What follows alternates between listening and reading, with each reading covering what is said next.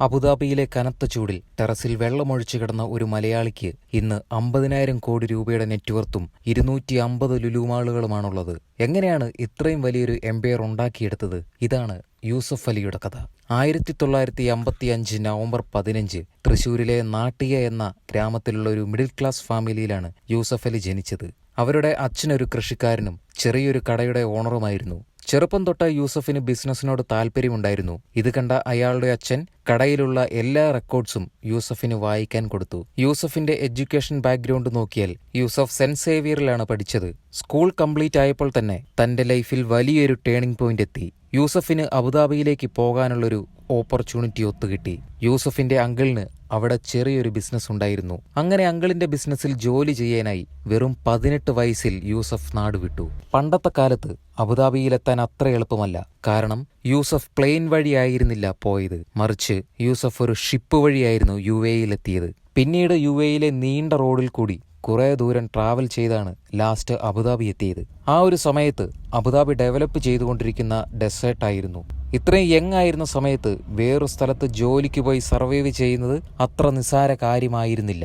അങ്കിളിന്റെ ബിസിനസ്സിൽ വെറും ഒരു വർക്കറായിട്ടാണ് ജോലി തുടങ്ങിയത്. യൂസഫിന്റെ ജീവിതം അവിടെ വളരെ സിമ്പിളായിരുന്നു. രാത്രിയാവുമ്പോൾ ജോലി ചെയ്ത കടയുടെ ടെറസിലാണ് യൂസഫ് ഉറങ്ങിയിരുന്നത്. കിടക്കുന്നതിന് മുമ്പ് തറയുടെ ചൂട് കുറയ്ക്കാൻ വേണ്ടി കോൺക്രീറ്റിന്റെ മുകളിൽ വെള്ളമൊഴിച്ചായിരുന്നു കിടന്നത്. കാര്യങ്ങൾ ഇങ്ങനെ ആയിരുന്നെങ്കിലും യൂസഫിന്റെ ഉള്ളിൽ വളരെ സ്ട്രോങ് ആയിട്ടുള്ളൊരു പാഷനുണ്ടായി, സ്വന്തമായൊരു ബിസിനസ് തുടങ്ങാൻ. ഇതുപോലുള്ളൊരു സ്ട്രോങ് മൈൻഡ് സെറ്റ് ഉള്ള കാരണമായിരിക്കും യൂസഫ് ഫ്യൂച്ചറിൽ ഇത്രയും സക്സസ്ഫുൾ ആയത്. വെറും ഒരു വർക്കറായ യൂസഫ് അലി എങ്ങനെ ആദ്യത്തെ ലുലുമാൾ ഉണ്ടാക്കാനുള്ള ക്യാഷ് ഉണ്ടാക്കി നമുക്ക് നോക്കാം. അടുത്ത 7 നീണ്ട വർഷങ്ങളിൽ യൂസഫിന്റെ മുഴുവൻ ഫോക്കസും അങ്കിളിന്റെ ബിസിനസ്സിലായിരുന്നു. ഇത്രയും ഹാർഡ് വർക്ക് കാരണം EMK ഗ്രൂപ്പും UAE-യിലുള്ള ഏറ്റവും വലിയ ഡിസ്ട്രിബ്യൂട്ടർ കമ്പനിയായി മാറി. യൂസഫ് തന്റെ സ്വന്തം ബിസിനസ് തുടങ്ങാനുള്ള സ്വപ്നത്തിലേക്ക് കൂടുതൽ അടുത്തെത്തിക്കൊണ്ടിരിക്കുകയായിരുന്നു. 1990 സമയത്ത് UAE-യിൽ ഒരു വലിയ ഷിഫ്റ്റ് വന്നു. അവിടുത്തെ കസ്റ്റമേഴ്സിന് ഒരേ കടയിൽ തന്നെ എല്ലാ സാധനങ്ങളും കിട്ടുന്ന ഒരു മാൾ വേണമെന്ന് യൂസഫിന് മനസ്സിലായി. ഈ കാര്യം യൂസഫ് നേരത്തെ തന്നെ കണ്ട് ക്യാപിറ്റലൈസ് ചെയ്യാൻ ആലോചിച്ചു. അപ്പോൾ യൂസഫ് ഒന്നും നോക്കിയില്ല. ഇത്രയും കാലം സേവ് ചെയ്തു വെച്ച ക്യാഷ് വെച്ച് ലോകത്തെ ആദ്യത്തെ ലുലു ഹൈപ്പർ മാർക്കറ്റ് 1995 തുടങ്ങി. അതും അബുദാബിയിൽ തന്നെ. ഗ്രോസറി, ക്ലോത്തിങ്, ഗോൾഡ്, ഇലക്ട്രോണിക്സ് ഇതെല്ലാം ഒരു റൂഫിന്റെ അടിയിലുള്ളതാണ് ഹൈപ്പർ മാർക്കറ്റ്. ഇതൊരു കൺസെപ്റ്റ് UAE-യിൽ ആദ്യമായിട്ടായിരുന്നു. ആദ്യത്തെ സ്റ്റോർ ഓപ്പൺ ചെയ്തു തന്നെ വളരെ വലിയൊരു ഹിറ്റായി മാറി. കാരണം യൂസഫിന്റെ ഓൾറെഡി ഒരു സ്ട്രോങ് സപ്ലൈ ചെയിൻ ഉണ്ടായിരുന്നു. അതും അങ്കിളിന്റെ ബിസിനസ് കാരണമായിരുന്നു. പിന്നെ ആ സമയത്ത് ലുലുമാൾ മാത്രമായിരുന്നു സൗദിയിലെ കോമൺ ആൾക്കാർക്ക് മൾട്ടി പ്രൊഡക്റ്റ് അത്തരമൊരു അഫോർഡബിൾ പ്രൈസിൽ കൊടുത്തിരുന്നത്.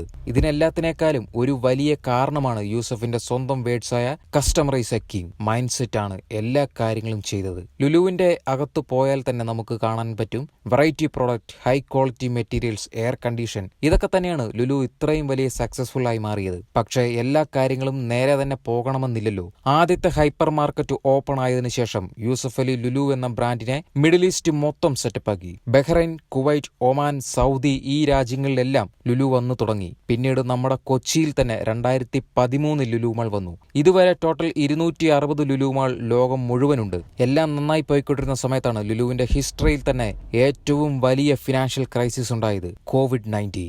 ആയിരക്കണക്കിന് ആൾക്കാർ വിസിറ്റ് ചെയ്യുന്ന ഒരു സോഷ്യൽ ഹബ്ബാണ് മോൾസ്.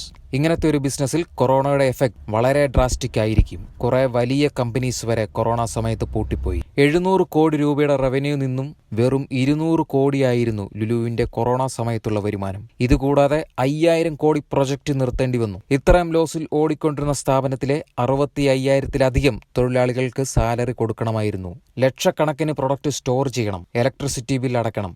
ഇതെല്ലാം വലിയ എമൗണ്ടായി മാറി. സാധാരണ ഒരു കമ്പനി ഇങ്ങനത്തെ സിറ്റുവേഷനിൽ എംപ്ലോയീസിനെ ബൾക്കായിട്ട് പിരിച്ചുവിടുമായിരുന്നു. പക്ഷേ ലുലു അങ്ങനെ ചെയ്തില്ല. കാരണം യൂസഫ് അലി ഗാന്ധിജിയുടെയും പ്രോഫിറ്റ് മുഹമ്മദിന്റെയും ടെക്നിക്കാണ് ഫോളോ ചെയ്തു വന്നിരുന്നത്.